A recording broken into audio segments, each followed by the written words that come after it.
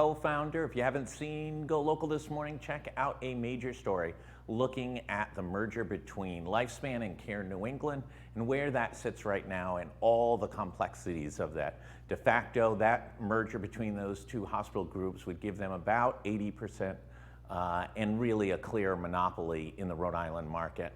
So that requires them to do something different, either get a state law passed to give them the authority to be able to do it, or face very tough regulatory review by the Federal Trade Commission. The Federal Trade Commission doesn't like hospital groups over 50%. So take a look at that. But let's go to the University of Virginia, the chair of the Political Science Department, Jennifer Lawless. Professor, thank you so much for joining us. Of course. Okay, Washington, D.C., we've had a major breakthrough on the debt ceiling. This is quite remarkable that the major achievements are something we have done 30 times approximately in the past, which is increasing the debt ceiling. By the way, we're not really increasing it for a long period of time, just for a couple of months. Your analysis. Right. The most important thing to keep in mind here is that the government almost shut down. This was an entirely partisan vote, and all it does is provide funding until December. So in a couple of months, there's going to be an entirely new set of debates, a new set of discussions, a new set of ad hominem attacks, and we'll once again raise the debt ceiling. But my overall analysis here is that this is not something that should fall down partisan lines. I mean, this is paying for spending that has already happened. It's not about spending for programs that have not yet passed or that are part of the Democrats' future agenda. In fact, here we're talking about almost entirely the spending that took place during the Trump administration. So the fact that Mitch McConnell was able to marshal the number of votes required to ensure that there was cloture and there could be a vote demonstrates that at least the Republican leadership is aware of the fact that you can't shut the government down over something like this, and that there would be major global economic implications. But at the end of the day, the fact that not one single Republican actually voted to raise the debt ceiling demonstrates that everything is now completely voted on through a partisan lens. Do you think that those Republicans who did not vote for the debt ceiling had taken into the account the wise words of a junior senator from Delaware back in 2005 when he stood up as a proud Democrat and opposed increasing the debt ceiling of George Bush's request because of irresponsible spending and spending that had already taken place? But Joe Biden adamantly voted against increasing the debt ceiling, really in the same circumstance. Well, there's no question that there's political posturing on the part of everybody that votes for or against this. The one thing I would note that was a little bit different about 2005, though, was that it was a Democrat saying, I'm not going to raise the debt ceiling to continue to pay the debts of a Republican administration. Here, it was Republicans saying, we're not going to raise the debt ceiling to pay the debts that were incurred by a Republican administration. That's going to be lost on a lot of voters because most voters don't understand when the U.S. Congress and the U.S. government is paying its bills and when they're talking about future spending versus past. But I do think there's a little bit of a nuance there that, suggests we shouldn't conflate those two examples. I'll give you the nuance begrudgingly. Let's jump over to the jobs numbers. Job numbers disappointing as can be. 175,000 new jobs. Expectations 60 days ago that we were going to see numbers in the 750,000 to 1 million new jobs. This actually has to be a little bit of concern to the Biden administration. Yeah, there's no question. I do think that the number is clearly disappointing. I think it's probably not as disappointing as it might seem on first glance for a couple of reasons. The first is that the July and August numbers were updated and they actually represented increases over what was initially projected. So there was a pretty substantial boom over the summer, bigger than what we thought. But more importantly, the hurricanes and the weather crises over the course of September posed major problems. And so it doesn't matter. I mean, it doesn't mean that these numbers are good, but it explains, I think, a little bit about why the underperformance was to the degree that it was. The big issue is going to be what happens in the next couple of months. This could potentially be one blip that's disappointing. If the trend continues, that forebodes bigger problems. Could it actually be a little bit of a benefit to the Biden administration in that it makes the argument that this infrastructure package needs to go and needs to go fast, that this other request for 3.5, I always have to check myself, $1 trillion in new spending needs to move forward because the economy isn't completely recovered. Yeah, I mean, it's a helpful talking point on that front, but it also complicates other things when we're talking about interest rates and inflation and sort of macroeconomic changes that were sort of in response to what looked like an economy that was fully recovered or very likely approaching full recovery. So these dynamics, I think, work off of one another. But there's no question both sides, both Democrats and Republicans, are going to use this report to say that they need the 3.5 trillion in spending, or this is even more evidence of why this kind of spending isn't working and we don't need it. Last week, it was the House self-imposed deadline of passing these major spending bills. It didn't happen. Pelosi did not have the votes necessary. The president then came to Capitol Hill, seemed to kind of rescue her and her reputation. Is that the right analysis? I think he came to Capitol Hill to signal, or maybe not even signal, to explicitly tell the progressives that he's not throwing them under the bus. And that ultimately helps Nancy Pelosi because it suggested that the delay in the deadline was something that the president also very much supported. And so it wasn't just that she was unable to muster the votes, it was that in consultation with the White House, this doesn't seem to be the best way to move forward. It's important that moderates and progressives are on the same page and are willing to support both the infrastructure bill and the social spending bill. That said, he floated a $2 trillion number, which the progressives today are saying, nope, let's move closer to $3 trillion, and that's a non-starter. So I'm not exactly sure, other than buying time, what his visit to Capitol Hill really generated. I think that he sincerely indicated to the progressives that if he had his way, he would support what they want. But he's clearly more aware of the obstacles in the Senate and his own legacy than they are. Were you surprised that the progressives held so firm and really, kind of played Russian roulette on this and put both bills in peril? I was a little bit surprised that they were able to do so with ultimately the support of the president and the speaker. It is a risky strategy. I don't think that they would have done it if they didn't have assurances that ultimately it was likely that the Democrats would be able to compromise and come up with something that would pass. So I think that they realized late in the game that there was going to be a delay. And if there was going to be a delay, then there was no reason for them to give even an inch. But, this bill is not going to be $3 trillion. I'm not even sure that it's going to hit the $2 trillion mark. Has President Biden checked in with President Manchin to see what the spending level will be? Because President Manchin has sort of indicated that he'd be willing to move to around $2 trillion. Is that make the difference? Well, it would make the difference if we had any idea what Kirsten Sinema wanted. And we still really don't. And so I'm working under the assumption that if Manchin and Chuck Schumer are able to strike a deal, an agreement that is in the $2 trillion range, that Sinema is going to go along with it because she hasn't provided any kinds of details. But that's really the wild card. And so, if the $2 trillion price tag is still way too high for her, and we have no idea if it is or not, then I don't know what's going to happen. If it seems like that's too high for her, then I think it's unlikely that Manchin is going to be willing to go that high either. There's no benefit for him because the bill still wouldn't pass. Are we sure we don't know? So go back 2 weeks ago.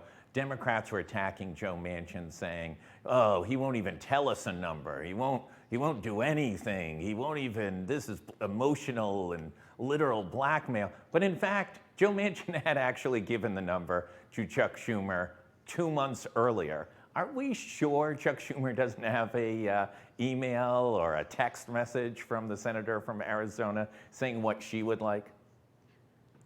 We're not sure of anything, but the difference here is that Joe Manchin and Joe Manchin's people kept saying, what are they talking about? We've told them exactly what we want. We've given them a number. The Sinema people have not said that. And, she's historically known for, keeping these things, playing very close to the vest. So I don't know if she's actually said a number yet. Now, the one thing that's kind of interesting is Arizona Democrats have already identified a very, very strong primary challenger, should this not go the way that the Democrats want it to go. So he's a member of the House. They convinced him not to run against Mark Kelly last time around, but he's a very, very strong Senate candidate. And if Sinema ultimately holds up the Democrats' agenda, you can imagine that that's going to be a very, very hotly contested race. Does that smell, though, a little bit of the Republican Tea Party when they went out and took out people like Richard Lugar in Indiana, where they took a more conservative candidate, knocked out the longstanding senator from Indiana, kind of beloved by both parties, and then ended up losing the Senate seat there. They lost seats in Delaware, etc. Listen, the reason why Sinema's there is because she's a moderate in Arizona. It's a purple state, no two ways about it. So if you go progressive in Arizona, yeah, you win the primary, but you lose to the Republican. So that's true, except we also see that somebody like Mark Kelly, who won, granted, not by a huge margin, has not had to take the kinds of positions that she has, and he's playing to the exact same constituency. So this is not to say that, when Alexandria Ocasio-Cortez could win the Senate seat in Arizona, but it does suggest that a more progressive voice, or at least somebody who wants to help forward Biden's agenda, would have a good shot in that race. Yeah, I think that one will be an interesting one to watch. Does this action, Mitch McConnell deciding not to filibuster the debt ceiling, is that an indication that Wall Street put so much pressure on Republicans, or that, listen, we need to get on with at least some level of business? Which of those two options are more likely?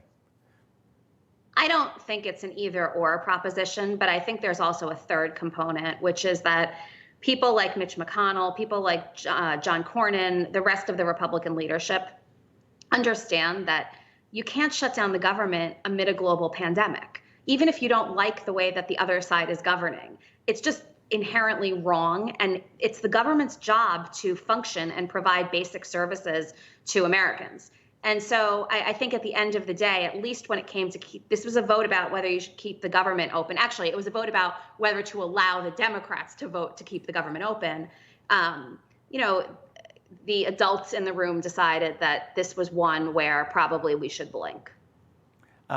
Let's go to Joe Biden's overall performance. CNN has numbers, polling numbers, that he's now down about 10 points in the last couple months. He's now down to 41%. And where the decay was in the public support was with independent voters. Yes, he lost a little bit with Democrats. Yes, he lost a little with that one Republican that supported him.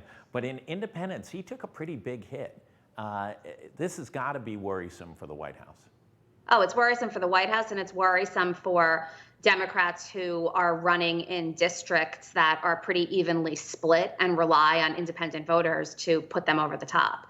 Now, the good news is that it's recoverable. If they're able to pass this infrastructure bill, if they're able to pass this social spending bill, it's very likely that they're going to regain support of those independent voters. But if things continue this way, then it's hard to imagine that this isn't basically as good as it's going to get for the Biden administration.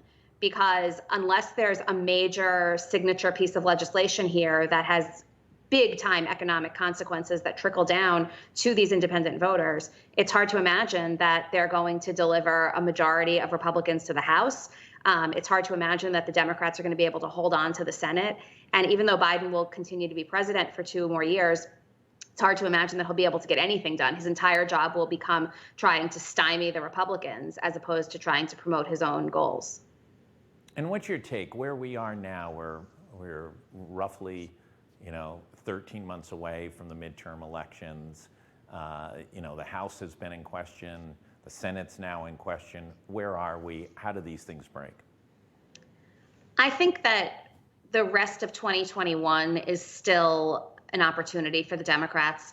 Most voters don't even start thinking about voting in the 2022 midterm elections until the summer.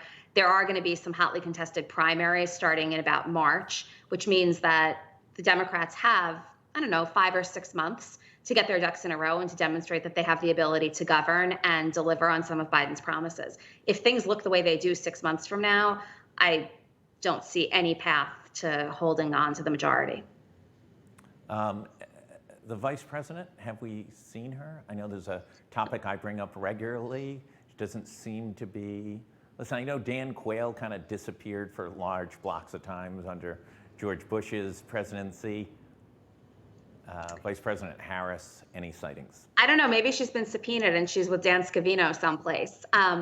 It's unclear to me what it is that she's doing. She's definitely taking. She has a lower profile than I would have expected, not only based on the campaign, but also based on her performance in the Senate. But what I will say is that the challenges that the administration is facing right now and the big signature pieces of legislation that are at stake are the kinds of things that the president, regardless of whether it's Democrat or Republican, regardless of whether it's Clinton, Bush, Obama, Trump, these are the things that the president historically has tried to usher through. So it could also be a little bit of a product of what's at the top of the agenda, but it's somewhat surprising. Her foreign policy trips were not successful. Her assignment at the border has not been successful.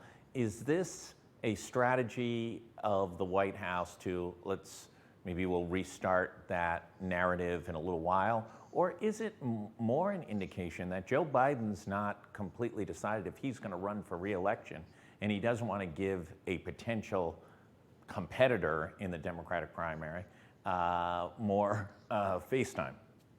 There's no way if Joe Biden runs for re-election that Kamala Harris wouldn't still be his vice president. So I can't imagine any scenario whereby he's trying to create a lower profile for her because he's worried that she'll take him on in 2024.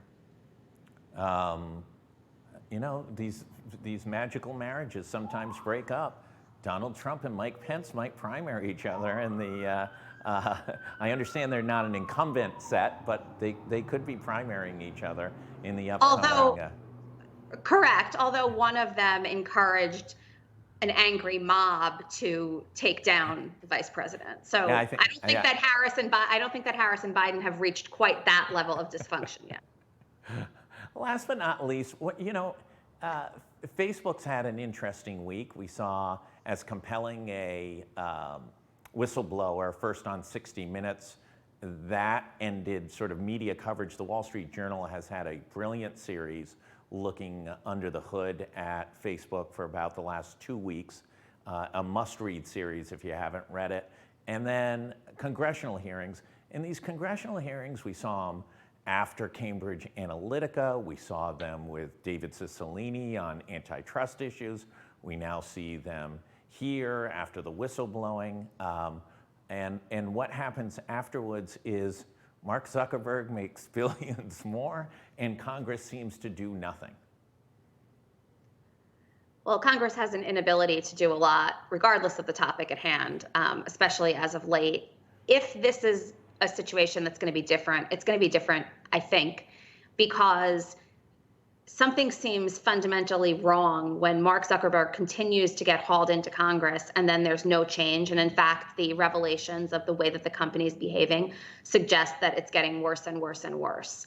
The fact that now with disinformation and conspiracy theories and no real check, the fact that that's having explicitly political implications, I think provides incentives for members of Congress to be a bit more active and hold the company a bit more accountable and try to move forward on legislation more so than they have in the past. I mean, there's nothing to keep members of Congress moving than fear that they could lose re-election because of the way that one of these companies conducts its business. Yeah, David Cicilline's subcommittee, the antitrust subcommittee of the House Judiciary, issued a 400 and something page report that seemed wildly compelling to us lay people who are not antitrust attorneys, outlining the number of monopolistic patterns, both by Facebook and other super tech companies. Are the super tech companies just too big for the American government? Justice Department hasn't taken action, Congress hasn't taken action. I don't know. I mean, I don't know, and I'm not an antitrust lawyer, and so I really don't know the extent to which they have the ability to limit these monopolies. I do think to the average American, something seems wrong when a company like Facebook feels like WhatsApp might be a competitor, so they just buy it, right? Like, so those are the kinds of stories that seem fundamentally wrong to the average citizen. Whether the government can do anything about that is a different question. But I do think a 400-page report is a good start. What should we look for in Washington? Oh my gosh, I was thinking about this. I think that Washington today, everybody should just go home, watch the season finale of Ted Lasso, learn how to work together, and come back on Monday and try to actually do the country's business. You heard it here from the chair of the political science department at the University of Virginia, Jefferson's University. We now have a complete circle on everything we need to know about Washington. As always, Professor, greatly appreciate you taking the time. It is incredibly valuable to get your insights. This is a Rubik's Cube that for those of us not in the game is incredibly difficult to understand. So I appreciate you taking the time. For everybody else, stay tuned for more updates. A number of interesting things will be breaking this afternoon on GoLocal. The fight between the progressives seems to take a casualty. A leading progressive in the state of Rhode Island has quit Twitter over his frustration of the dialogue that's been taking place. So take a look at that. Also an amazing story of a Rhode Islander who lost his life in the Korean War, had been missing in action for decades. That body's been recovered, and that obituary will be on GoLocal this afternoon. For everybody else, stay safe. If you haven't gotten vaccinated, don't know what to tell you. The science is pretty darn clear. Every day, unfortunately, we do publish the obituaries of young people. A 39-year-old mom the other day with 2 children passing away from COVID. So please, please take action and save yourself and your family. Thanks, everybody.